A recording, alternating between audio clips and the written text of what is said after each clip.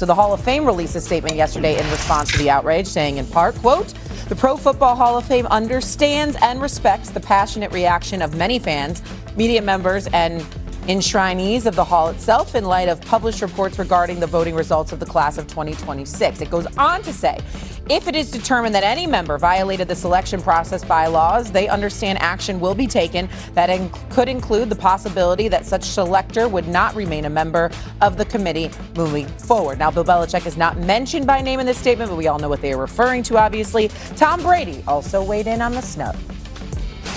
I don't understand it. I mean, I was with them every day. If he's not a first ballot Hall of Famer, there's really no coach that should ever be a first ballot Hall of Famer, which is completely ridiculous because people deserve it, and he's incredible. There's no coach I'd ever want to play for. I'd rather play for. If I'm picking one coach to go out there to win a Super Bowl, give me one season, I'm taking Bill Belichick. So that's enough said. That is enough said. We've had a lot of time now to think about this and react to this. RC, haven't heard from you yet on it. What are your thoughts, especially? We've been reacting to this for 2 or 3 days now, and everybody feels the same. Don Shula should have been a first ballot Hall of Famer, and he was. Right? Tom Landry should have been a first ballot Hall of Famer, and he was. Chuck Noll should have been a first ballot Hall of Famer, and he was. Just like Bill Belichick. None of those 3 coaches, who are all phenomenal coaches, who are coaches that should be enshrined amongst the greatest, would think to themselves, I had a better career than Bill Belichick. And then you hear all the reasons why this possibly could have happened. People are talking about Deflategate or Spygate, whether he treated the media in the way that says he should be in. And I say bullcrap to all of that. Because the bottom line is, what did you do on the field? What did you do in between the lines? What did you do inside the building? What did you do in the most important moments? And everybody knows there was no one as good as Bill Belichick. There's no one that's left a legacy on the game the way Bill Belichick has. The reason that there are so many players from the New England Patriots teams that are in the Hall of Fame right now is because of Bill Belichick, whether it's Ty Law, Richard Seymour, Rodney Harrison should be. Obviously, Tom Brady is going to be a first ballot Hall of Famer. The walls of the Hall of Fame are now shallower and more hollow than they have ever been because Bill Belichick didn't get what he rightfully earned and deserved, which was being a first ballot Hall of Famer. Yeah, my question that I remain adamant about is, what a great opportunity for the Hall of Fame to make it right. And I know that this isn't the participation trophy thing people are throwing out there. There's a new voting process. It obviously is flawed. Why can't the Hall of Fame take a step back and be like, let's check what actually happened out here and make this right? There has not been one person that has come out that has made a justifiable reason for Coach Belichick to not be a first ballot Hall of Famer. This is obviously a big deal. Unless someone does, why can't the Hall of Fame take a step back and be like, you know what? We reevaluated. Everyone makes a lot of good points. The process is a flawed process. Let's make sure that we do this the right way. Because the right thing is to have him in as a first ballot Hall of Famer. I understand that everyone's up in this uproar of like, no, you can't go back to vote. Why not? Why can't we just do the right thing? Why can't the Hall of Fame do the right thing and realize the egregious mistake that has happened? Unless those voters come out and justify their reason for not putting him in, then either take their vote away or rectify the situation. Just because it's never happened before doesn't mean it can't happen in the future, because for everyone that sits there and says, well, personal bias impacted, of course it did. They're human beings. Trust me, when you vote for awards, bias will play its part, but bad blood should not. And at least by reports, to RC's point, bad blood has played its part in here. And then the other part is this: who's next? Like, who's next? Who's going to be the next person to suffer the consequence of you were mean to me in the locker room? Because here's the thing: if people are going to use the Spygate, Deflategate as part of this, Tom Brady was on those teams, Randy Moss was on those teams, Rob Gronkowski was on those teams, Mike Vrabel was on those teams.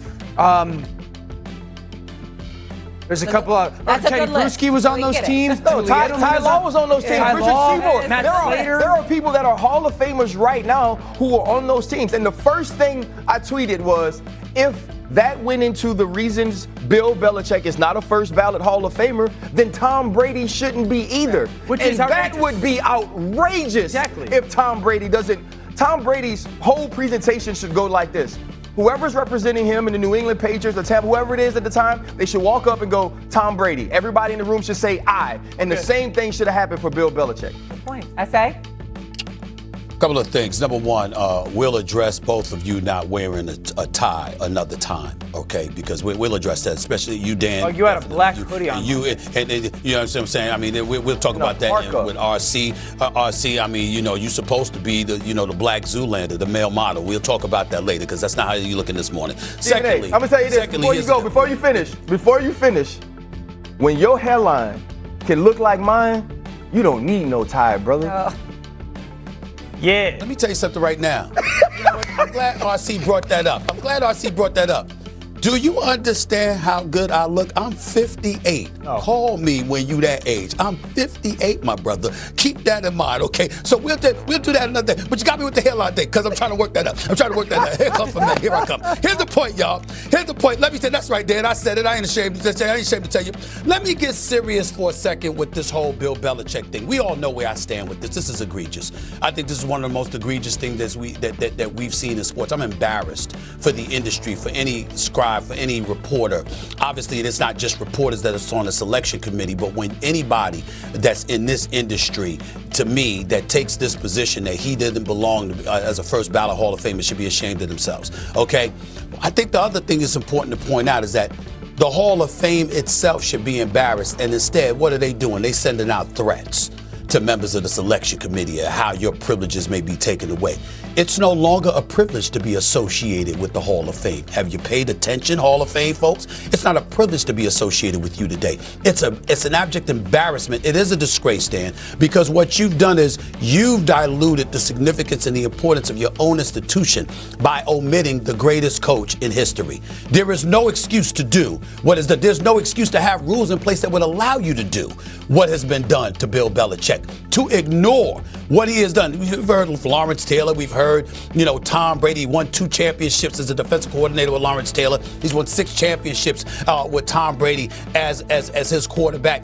We know what this man has done. We know what he's led. Now, to play the devil's advocate for only a second, because I don't believe it, but I want to articulate the argument being made against Bill Belichick.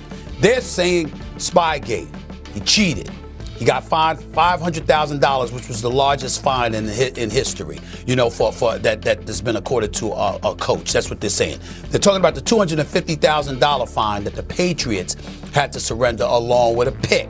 They're talking about those things being associated with Bill Belichick. And then they bring up Pete Rose and gambling, or they bring up a Barry Bonds that has been, denied Hall of Fame entry and stuff like that. And they're like, what makes Bill Belichick so different? I'm like the 3 Super Bowls before Spygate and the 3 Super Bowls after. How about that as an argument? To me, when you have the kind of resume that he has had, it is just shameful to omit him from it. But here's where it's getting interesting. You've got people, I'm on my radio show yesterday, I had a couple of guests and I had callers calling in. You've got some people that are saying Tom Brady is next. And they're bringing up Spygate and they're bringing up the Flakegate. And I'm saying, you're going to sit with a straight face and think, I'm telling you right now, they might as well burn the building down if Tom Brady is denied entry as a first ballot Hall of Famer. I'd like to see somebody